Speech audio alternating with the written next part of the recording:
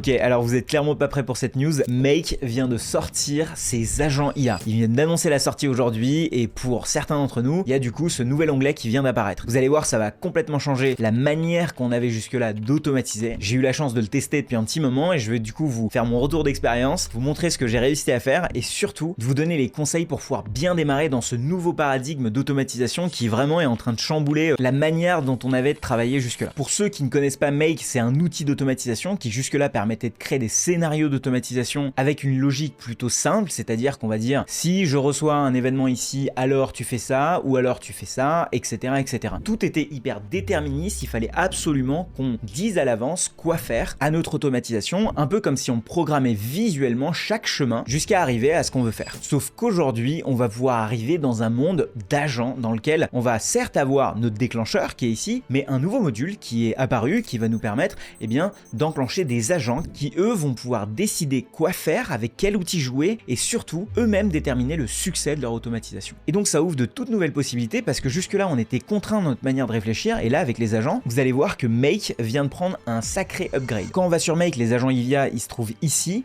et vous allez voir que moi j'ai déjà plein d'agents qui sont configurés, mais avant de vous montrer comment ça marche et un petit peu les différentes possibilités, parce que je vous ai prévu quand même pas mal d'exemples pour que vous voyez jusqu'où ça peut aller et que vous ayez des nouvelles idées d'automatisation pour vous, votre business ou vos clients, j'aimerais dire merci à Make qui là aussi sont hyper cool de sponsoriser cette vidéo. J'utilise cet outil depuis un bail mais j'ai surtout fait des dizaines de vidéos sur ma chaîne sur Make qui avant s'appelait Integromat et franchement ils m'ont donné accès aux agents depuis maintenant un mois et surtout ils m'ont donné la totale liberté de dire ce que je veux donc je suis vraiment content de vous montrer un petit peu où est-ce qu'ils en sont et du coup ceux qui ne connaissent pas encore Make, je vous incite à aller voir mes précédentes vidéos que j'ai fait sur Make en général, il y a plein de tutos débutants et de créer un compte avec le lien qui est juste en dessous qui vous permet d'avoir un mois gratuit sur le plan pro. J'ai moi-même plus de 70 automatisations qui tournent dans mon business et qui me font gagner un temps monstre. Regardez par exemple celle-là elle est running, c'est-à-dire qu'en ce moment même elle est en cours d'exécution alors que moi je ne fais rien. Bref, on retourne maintenant aux agents IA et je vais vous montrer comment ça fonctionne. Ici je suis sur l'interface centrale dans Make dans lequel j'ai tous mes agents IA. Ces agents je peux en créer, je peux configurer les agents existants, mais surtout quand je suis dans mes scénarios, eh bien je peux faire appel à des agents. Un petit peu comme quand je faisais appel à des outils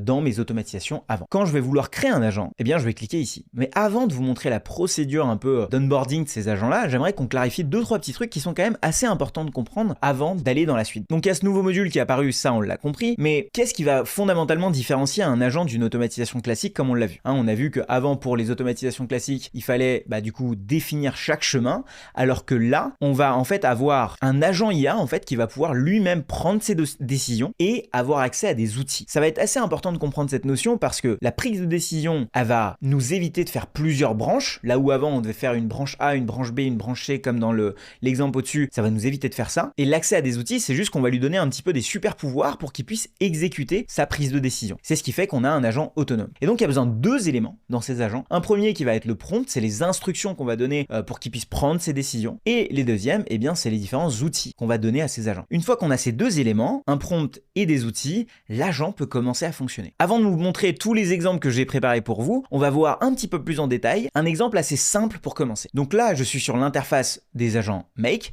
je vais créer un agent. J'ai ici la possibilité de choisir n'importe quel LLM, donc ça va être un petit peu le cerveau de mon agent. Si je choisis OpenAI, il va me proposer des modèles d'OpenAI. Si je choisis Claude Anthropic, il va me proposer des modèles de Claude. Admettons, j'utilise un modèle de Claude ici. Cet agent-là, je vais l'appeler agent de conversation et d'analyse par exemple, je veux lui donner un prompt système. Donc ça c'est assez important, c'est ce qui va lui permettre de prendre des décisions de quoi faire. Pour l'instant je vais rester assez vague, c'est que tu es un agent simple qui m'aide au quotidien. Donc pour l'instant je ne dis rien de spécial, c'est juste pour vous montrer comment ça va fonctionner. Donc j'ai un système prompt, c'est ce truc là qu'on a ici, et c'est ce qui va lui permettre de prendre ses décisions. Et maintenant qu'on a ça, cet agent, il va être disponible depuis mon interface. Mais maintenant, ce que j'ai envie de faire, c'est que cet agent IA, j'ai envie de le connecter à Slack. En fait, j'ai envie que à chaque fois qu'il y a un message qui va dans un canal, donc je me suis créé un petit canal Slack ici qui s'appelle test agent, que je vais venir connecter à l'agent en question. Donc je vais lui dire, à chaque fois que j'ai un nouveau message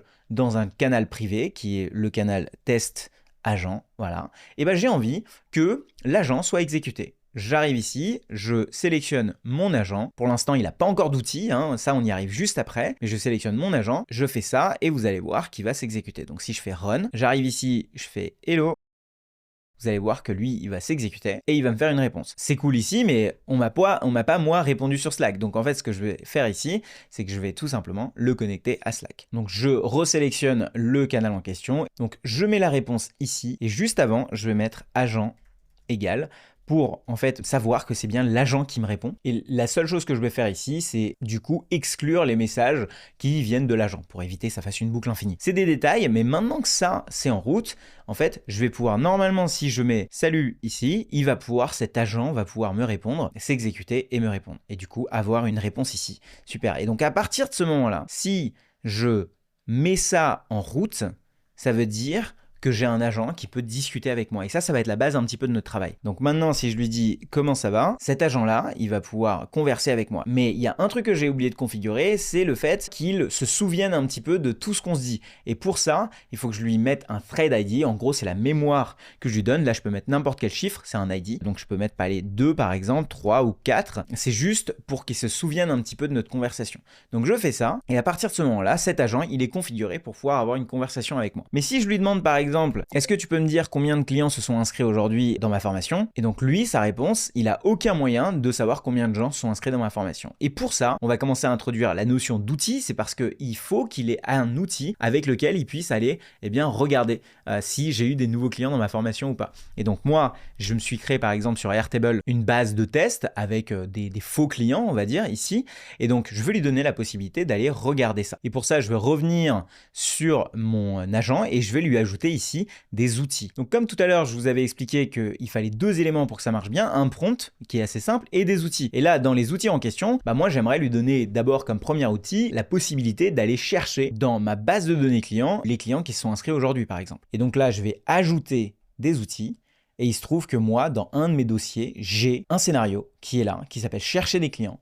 Et donc je vais venir ajouter une description ici parce que l'agent, il va pouvoir savoir quel outil utiliser en fonction de la description et du nom. Et donc cet outil-là me permet d'avoir la liste de mes clients et donc de chercher des clients. Donc je fais ajouter et à partir de ce moment-là, j'ai ici mon agent qui a accès à un nouvel outil qui est chercher des clients. C'est un petit peu comme s'il avait un nouveau super pouvoir. Et donc dans l'automatisation de tout à l'heure, si je vais ici, je sais qu'il y a un outil qui est disponible pour lui, c'est celui de chercher des clients. Ici, je ne vais pas oublier un truc, c'est d'ajouter en message, le message qui vient de Slack. Je fais save. Là, je lui fais une demande, par exemple, est-ce que tu peux me lister mes clients? Et là, normalement, il va utiliser l'outil qu'il a à sa disposition pour pouvoir le faire. Et là, il m'a donné la liste qui est dans mon Airtable ici. Bon, moi, maintenant, je vais aller vous montrer à quoi ressemblait un peu l'outil, parce que je vous ai dit qu'il y a un outil qui s'appelle lister mes clients, mais en fait, c'est quoi? Et le truc le plus cool ici, c'est que l'outil lister mes clients, en fait, ce n'est rien de plus qu'un scénario make. Du coup, ça veut dire que les agents sont connectables avec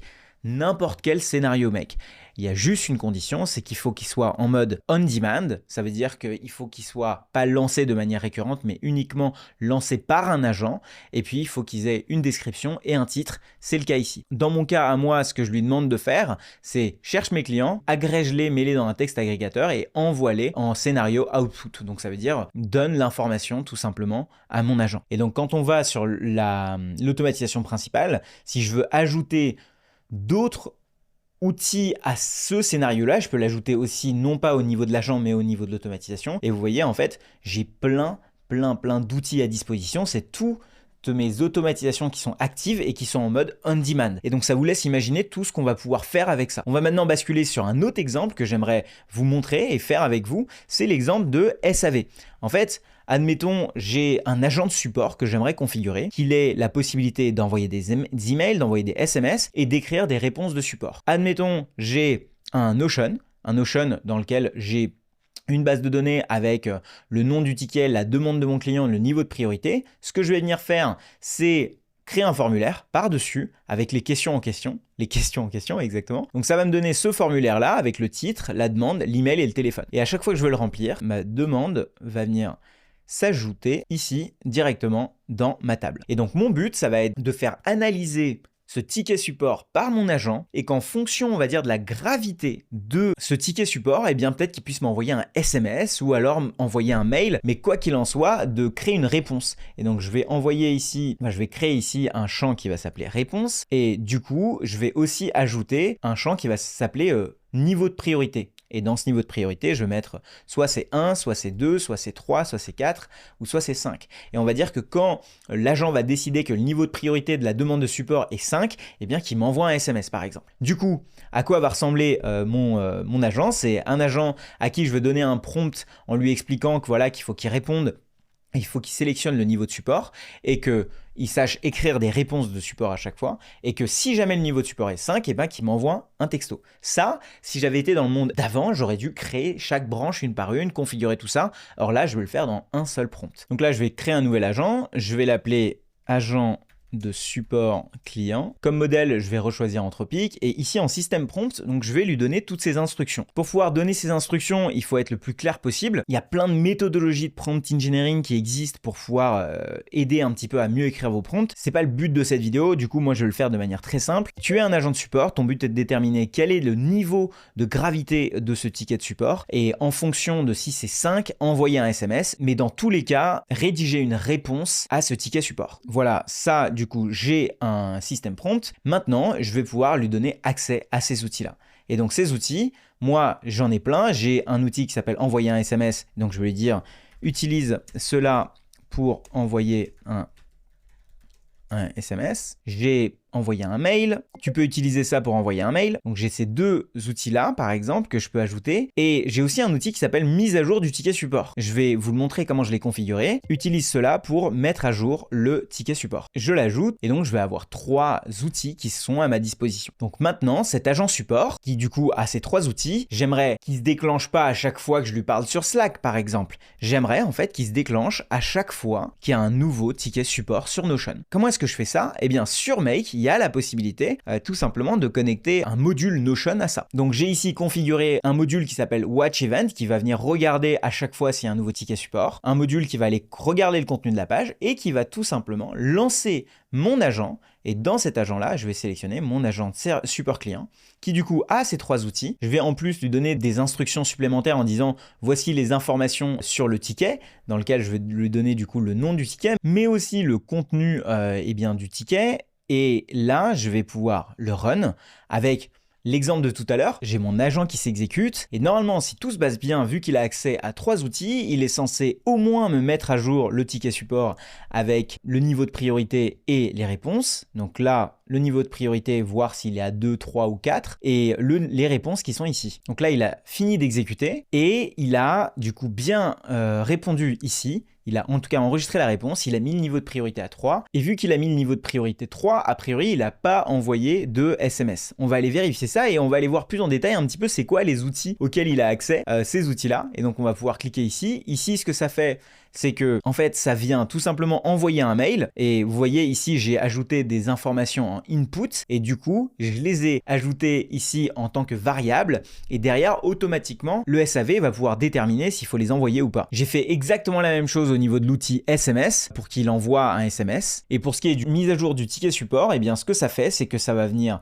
mettre à jour dans une base de données Notion le niveau et la réponse. Maintenant, on va faire un test où la gravité du ticket va être assez importante et du coup, on va voir s'il arrive à m'envoyer un SMS ou pas. Donc là, je vais remplir un ticket support. C'est hyper grave, mon système ne marche plus du tout. J'aimerais que vous me contactiez au plus vite. Là, je mets mon email et mon numéro de téléphone. Évidemment, c'est un numéro de téléphone temporaire, hein. Inutile de m'envoyer un texte dessus. Je remplis ça, je vais exécuter mon automatisation. Évidemment, là, je l'exécute à la main, mais si je voulais qu'elle soit toujours en production, je mettrais ici activé. J'attends, on va voir si ça a appelé ses outils ou pas. Donc là, il a bien rempli la réponse, il a mis le niveau de priorité à 5 et on va voir s'il a envoyé un texto ou pas. Et quand je vais regarder sur ClickSend, l'historique, il y a bien un texto qui a été envoyé avec le message alerte. Et moi, quand je regarde, j'ai bien un texto qui est arrivé avec juste alerte. Bon, je pourrais le customiser pour qu'il soit vraiment beaucoup plus précis. J'aurais pu de la même manière définir des règles pour qu'il envoie plutôt des mails ou des SMS suivant les niveaux de gravité. J'ai fait un truc hyper simple. Au moins, ça vous permet de voir un petit peu comment ça fonctionne. De la même manière, j'aurais pu faire un agent qui gère un inventaire de stock avec un outil qui permet de regarder le stock,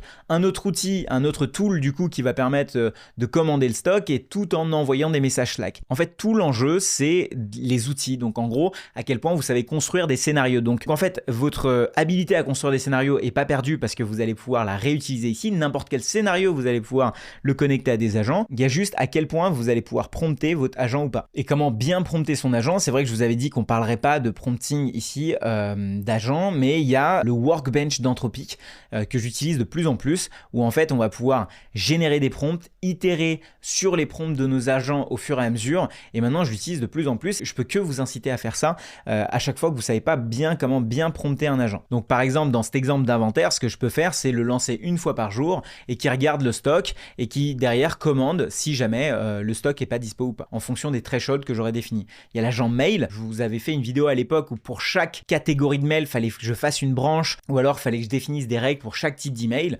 Là, je vais pouvoir directement dans mon prompt définir toutes ces règles et derrière donner la possibilité à mon agent de lire mes mails, d'ajouter des libellés, d'écrire des brouillons. Autre exemple, un agent YouTube par exemple, je pourrais le lancer à tous les 30 jours après ma vidéo. Derrière, je pourrais lui demander de lire mes commentaires, d'analyser les stats, de créer un PDF avec tout ça, et tout simplement parce que j'ai un agent qui a accès à tous ces outils. Et ces outils, vu que moi je sais faire des automatisations, ils sont beaucoup plus simples à créer. Make, il a accès à plus de 7000 outils, et derrière ces outils peuvent aller dans des automatisations que je vais pouvoir ajouter ici. Un dernier exemple, c'est un agent Customer Care, pas exactement support, mais un agent Customer Care qui par exemple 3 mois après que quelqu'un s'est inscrit dans une formation ou quoi, va pouvoir lui proposer des ressources en fonction de ce qu'il a fait, va pouvoir lui commander un cadeau client si jamais il a été hyper actif dans une communauté ou dans une formation, ou lui envoyer des messages sur tel et tel canal. Et là, ça peut être Telegram, ça peut être Slack, ça peut être WhatsApp, il n'y a pas de limite. Donc en fait, une fois qu'on a un bon prompt avec Workbench par exemple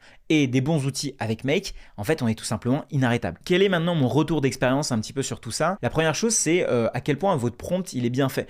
Plus votre prompt est précis, plus votre agent sera intelligent. Il n'y a pas de secret et pour ça, il faut utiliser Anthropic Workbench. Je vous incite vraiment, j'ai découvert ça il n'y a pas si longtemps que ça et maintenant je n'utilise que ça pour m'aider à prompter. La deuxième chose, c'est de penser ça sur papier. Je l'ai toujours dit sur toutes les automatisations, mais en fait, que ce soit les outils ou que ce soit les prompts des agents, le fait de penser un petit peu à comment vous voulez orchestrer vos agents sur papier, ça va beaucoup vous aider en général. Et un des conseils que je peux vous donner, c'est d'abord partir en termes de besoins. Tous les agents là que je vous ai décrits, c'est des agents qui moi me sont utiles et que du coup, je suis en train de construire moi sur mon make à moi, mais peut-être que vous en avez pas besoin, peut-être que vous, c'est un autre besoin que vous allez venir combler avec un agent et du coup, faut pas partir vraiment du gadget, mais plus de partir du besoin. Et c'est un peu ce que je peux vous donner comme retour d'expérience, comme conseil. En fait, il n'y a pas de secret, on est dans un monde où on peut de plus en plus automatiser. Hier, on avait la possibilité d'automatiser des tâches avec le niveau 1, c'est le niveau un petit peu automatisation qu'on avait où il fallait qu'on décrive chacune des branches de nos automatisations. Là, on arrive au niveau 2 où en fait, on peut laisser prendre des décisions à nos agents et leur donner des outils à disposition. En fait, déjà, le passage à ce niveau, il va permettre